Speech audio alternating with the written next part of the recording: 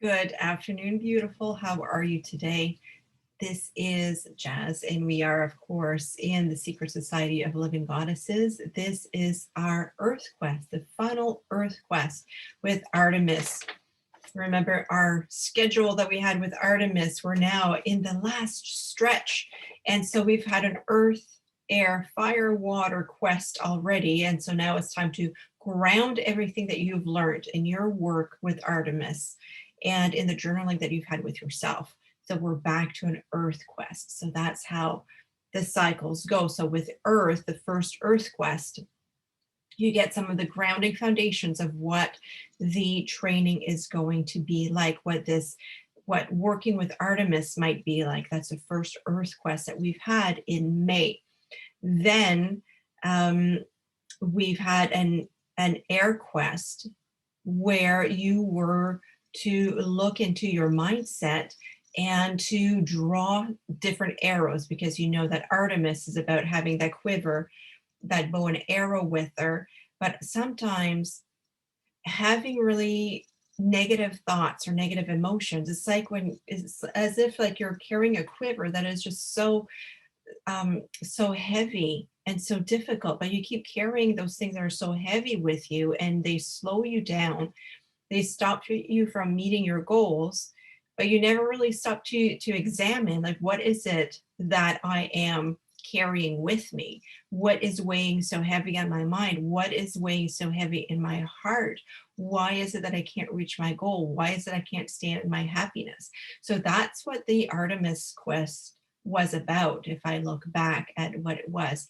So I wonder, and I would like you to share in the comments, what was this Artemis quest for you? Let me know. I'd love to know about your journey. So again, in the air quest that we've had, and if you haven't done it yet, just go back into the Artemis. You can find all the tags for Artemis in the topics section. Everything is going to be listed there when you click on Artemis. So look for that air quest, download that PDF, and work with those arrows. It's a creative way of looking into the thoughts, all the thoughts that you carry. Then we did something similar with the emotions that you carry when we did the emotions quest, and how you can become responsible for the emotions that you have every day, for those feelings, and what feelings are really supportive and nurturing you in meeting your goals and your objectives and your happiness, and what emotions and feelings and patterns are really in dissonance with you, what is bringing you away from your goals, what is keeping you stuck. In the fire quest, we also looked into your connection with your spirituality, with your passion, like what really lights you up, what is really your goal. Because sometimes we have goals that we think that we should have this goal because everybody my age, or every mom of two, or every married woman, or every, we have these things that because everybody else does it, we should do it as well. But is that really what lights you up? So the fire quest is really about knowing what lights you up for real, taking away again in that arrows, all of those arrows that you're carrying in your quiver. What is it that is not a real goal for you, that you've been carrying just because you thought you should, because that's what your mom wanted for you, because that's what your dad wanted for you, because that's what you believe society is expecting of you? And just examine that. And do you want to keep carrying those goals with you, or instead create a goal that lights you up, a goal that is true to who you are, a goal that when you wake up in the morning, you say, yes, I really want to do this. I'm so excited about what I'm going to create today.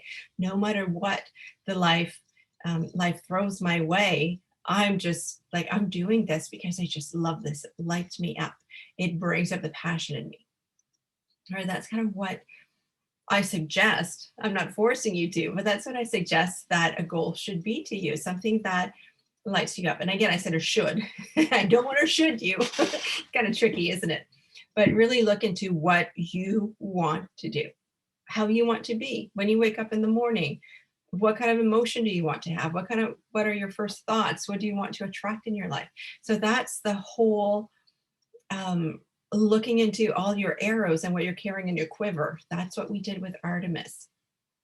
So now that we're doing our last Earth quest, which is grounding everything, making it real, concluding that experience with Artemis. So again, look at all of those arrows. So all your thoughts, all the emotions, all the goals, the passions, look at what you've been carrying. And now it's time to symbolically put things back to the earth.